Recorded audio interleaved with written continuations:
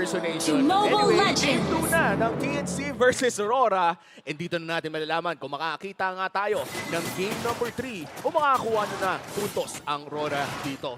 Men, nung nakita natin yung draft, pinag-uusapan na natin, sana may mga makita tayong mga explosive na play mula sa ating mga playmakers in this game. Yeah, speaking of explosive plays, no, kasi again, Choyan at saka Grok na pinag-uusapan natin, marami talagang mga tendencies na makakita tayo ng mga ganong plays, no. Pero again, pag-usapan natin yung komposisyon ng lineup ng magkabilang koponan na to. Halos balanse din, may mga early game power spike ang kanilang mga heroes. Eh may mga insurance din sila pagdating sa late game. Claude and the Harit. Pero ang maganda kasi sa Harit kahit mid-part pa lang, pumapalag na eh, di ba? Kumbaga parang makakuha lang ng one item at especially yung Zaman Force, no? Yeah. Talagang ang hirap ng labanan sa lane. Pero ang maganda naman dito sa Claude, hindi mo naman makikita sa lane yan. Kumbaga parang ang goal ng Claude ay iwanan ka sa lane at makapag-farm ng mas mabilis. Tsaka ano no, speaking of pagpa-farm ng mas mabilis, siya ata ang hero na pinakamabilis mag-double lane. Oo. Sa lahat ng mga marksman kung iisipin mo. Kasi BMI out lang, clear, tapos balik, di ba?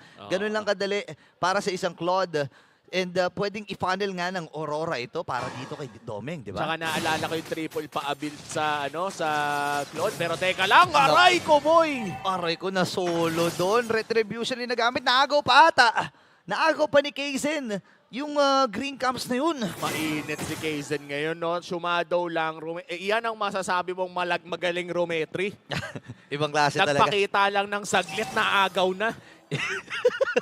Pero syempre, TNC, no, nakita na natin doon, no, game number 1, napakaganda ng kanilang naging laruan, pero nakabawi din si Demon kahit ng isa. Oo, and trade lang mula sa ating mga assassins, no? Pero ito na, Turtle, mukhang mapupunta sa kamay ng TNC. Ang bilis ko mamagano, malakairi. Ibang klase gumalaw talaga to si Casey, no? Kaya nga, naalala ko last season, hinihiling niya na bumalik na daw yung mga assassin at ito'y naibigay na nga na bumalik na sa meta ang mga assassin at nagpapakitang gilas itong si Kaizen. Parang hiling naman ng lahat ng mga junglers natin na bumalik yung assassin meta. Escalera, tumanakop! Okay, wala pang sipa dito and yung shadow kill para dito kay Kaizen. Nakakadalawa na yung Hayabusa na to Oo, ito na naman tayo, no? TNC with the potent early game. Ramdam mo talaga yung pressure na gusto nilang ibigay at sinipa pa nga palayo. Okay, aabot ba na retry pa rin? At si Escalera ay tumatakas na pero dominated sa gamit na nga rin dito ni Lancy. Atras muna ang kupunan ng Aurora. Ang liit ng buhay dito ni Escalera pero hindi siya tatantanan dito ni Rene J. Ay, babatuhin ang gate. Buti na lang nakahakbang.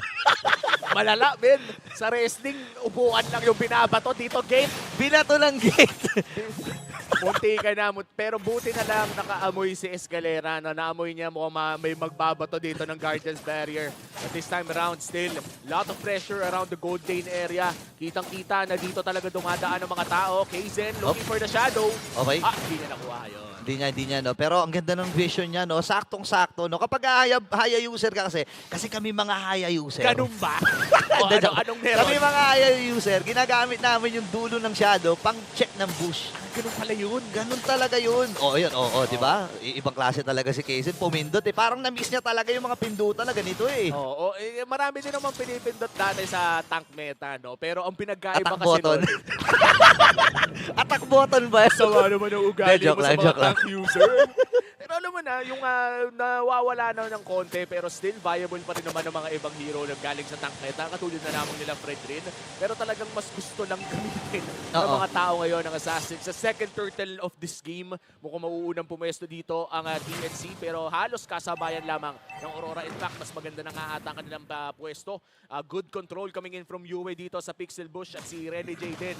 Hirap makita para madilim ang mapa ng TNC. Okay na, ispatan na nila dito habang ang apat na members mula sa Aurora ay nandito na, sisipa pa si Escalera pero naunaan siya nung onward Earth Shutter habang pasok din si Heads. Yue will secure Escalera down habang si Demon Kite naman yung nakakuha din ng pagong.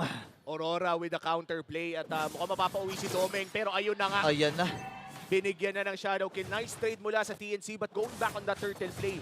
Napakaganda ng ginawa ni Edward doon, men. Yeah. Kumbaga parang nakita niya yung show, walang nasipa agad-agad. Kaya naman na rektang inedit venerasyon na niya. Iniidit eh. The combo na binalibag na hindi na nakaalis. And TNC still holding a very small lead. Pero ito yung tipo na anybody's game pa rin. Oo, na may mga balibag talaga na ginagawa itong si Edward eh. Nung una, ano ba tawag doon, yung Dinodon Silveta, ngayon iniidit venerasyon na eh. Ayun na yun eh. Kumbaga, pagka nakita mo at binalibag ka na, most likely wala na yun. Oo. Especially with the primal rank, I think around 3 seconds ata yun. Oo. 3 segundo ang walang gagawin. Isipin mo, napakatagal nun, no? And ang maganda kasi dyan, may damage din. O si Kusi naman, nailapag yung kanyang Zaman Force. Renny J, nagkakitaan dito sila ni Escalera. Habang ang dalawang members mula sa Aurora ay nakasilip din. Si Kusi, na normal hits lang naman dito ni Domeng. Habang si Escalera, okay, nandun na naman yung gate. Kung sila ay nagamit na kagad ni Escalera. Defensive kung si Lancy, nilakaran lamang si Edward pero wala na ata. Oy! Oy, napagamit. Napagamit ng Oy! Dominator's Descent si Yue. Gumamit din ng Dominator's Descent. Grabe. Akala nyo ba, assassin lang ang mabibilis pumindot? Pati mga mages. Ang lupet, men! Palitan ng alien para ako nanood ng Gundam. Kala ko yung Alien versus Predator. Wait lang. Si Demon Guy dito nasa yung Shadow Kill. Hindi pa ata sapat yung damage doon habang lalayo na nga rin muna si Kaizen. Pero naramdaman ni Demon Knight yun, hindi nagbibiro. Ang damage si Kaizen. Oo, medyo masakit na talaga. Mas lalo na kung mag-isa ka, talagang sharing is caring kung shadow kill ang usapan. Kailangan na binibigay mo rin yung bawas sa kakampi mo. But still, this Domeng might be trouble. Escalera, not really finding the angle, pero nabigyan niya ng espasyo si Koze na makapag-push. Oo, tsaka may idea ang Aurora dito na dalawa yung manggagaling doon sa may top lane. So pwede nilang i-burst itong turtle na ito. Third turtle ay makukuha ng Team Aurora. Pero nakaligtaan natin, nakapag-takedown na rin ng Torres sa may bandang ibaba itong Team Aurora. Habang si Escalera sisipa din. Andun yung kanyang mga TikTok plays. Andun din yung penalty zone. Pinagtulungan na dito si Edward. Nagpapatumba. Kaizen muli ang makakakuha ng kill. Hindi na nakapag-primal rush. Agaran ng na-burst down. Ito yung masasabi nating worth it magbato ng penalty zone kahit mag-isa lang. Kasi kung nakapag-gubad si Edward doon, kung nakapag-primal rush siya, masakit yun eh. Pwede bumalik yung buhay niya. And I think for TNC, that's another good play. Pero kung mapapansin natin, hindi na gumagalaw ang kanilang goal team. Nasa 500 lamang yan and Aurora is buying themselves time! Ay, nako, eto na. Shutdown goal para dito kay Demon Kite. Atras muna siyang muli. Dominator si Seren nagamit na pero habulin pa rin ng alien. Ayun, Andun din si Lancy. Normal hits. Pero nabato rin siya ng Guardian's Barrier. Atras muna dito si Heads. Nakita natin yung damage ni Lancy. Ibang klase. Oo, ang sakit na. Mas lalo na kapag natamaan ka ng stun at nababaran ka ng Dominator's Descent. Medyo yun yung masasabi natin hindi na pwedeng ignore. Oo. Kailangan lumayo ka o patayin mo. Tsaka may double stun yan. Sinuro sa atin ni Puego. Oh, wait lang. Dominator's Descent din ay gagamitin dito ni Yue. Go. Dito ko na-realize, Burrito, magkaiba ang FYP natin kay Puego. Ano ba sa'yo? Kay Puego, ang lumalabas sa akin yung tomatome. Yung tomatoma. Look Sumasayaw at siya. me. Hindi ko napapanood yung mga informative ng video eh. Di, may ganun kasi siya. May tutorial siya na kung paano dumobble stun. And for sure, kaya pala ang hirap din ng RG ngayon dahil sa mga ganung tutorial. Pero syempre, saludo din kami sa inyo. Lalo na, dito kayo di ba? Ay! Daming mga tutorials na ito eh. Dinamay mo pa ako. Pero alam mo naman na magsisimula na ang pinakaunang Lord ng Game 2. Aurora na ang may hawak ng kalamangan. It's around 700. Still anybody's game.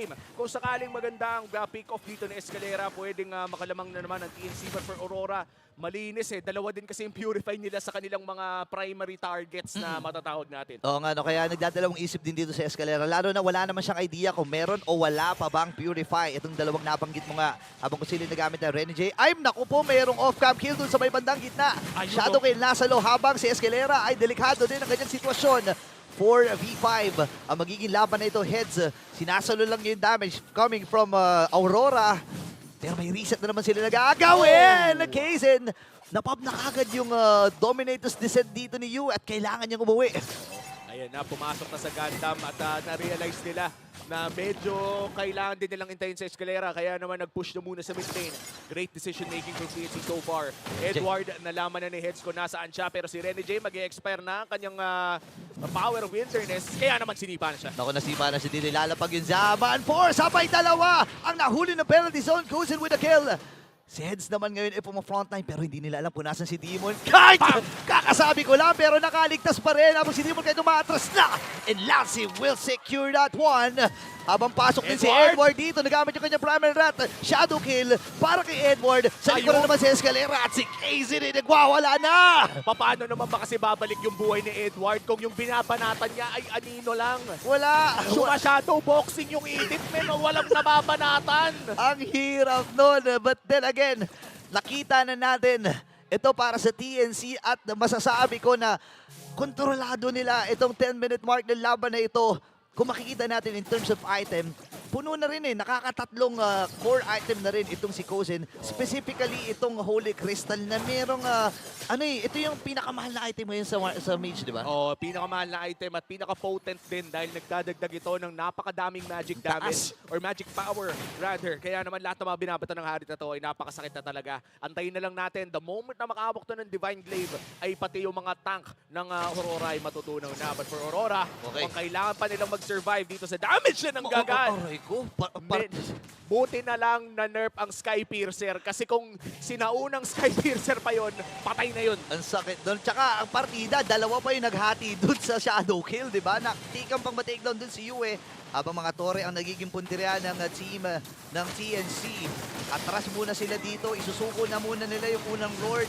Pero masasabi ko na maganda ang posisyon nila dahil na-takedown nila. Naubos nila yung mga Torre sa taas at sa may gitna. That's true. And for Aurora, feeling ko oras lang talaga ang hinahanap nila because they are running the Claude. Medyo matagal na magiging power spike dito ni Doming, mainly because 0-2-0 siya. Pero hindi naman ibig sabihin nito ay hindi siya nakakapag-farm. Kapag tumagal ang larong ito ay alam nating may wave clear ang Aurora with Edward and Doming, especially kung naka-primal wrath yan. Kaya kailangan ng tapusin ng TNC to. Kailangan na makahanap ng paraan ang TNC na humanap ng key pick-off na parang ganito lang. Naku, ito ata yung pick-off na inaantay at napop na nga yung Sky Piercer doon. Bagsak si Demon kahit wala main jungler dito mula sa Silent Team Aurora. Habang Parents Joe, nahuli lamang ang isa. Flicker from Edward. At kumamatay din si Rene J. Same with Edward. Tatlo ang tutumba. Make it 4. Ilista mo na daw, sabi ni Kaizen. This is inpansit na ata para sa TNC Pro Team. Doming against the world. 5v1 ang galawan. Papasok pa siya. Mala OG Rene J. Hindi! Nakakuha na ng unang panalo. Ang CNC. Ayan na. TNC Pro Team finally getting a victory here. Pero hindi pa secured ang points.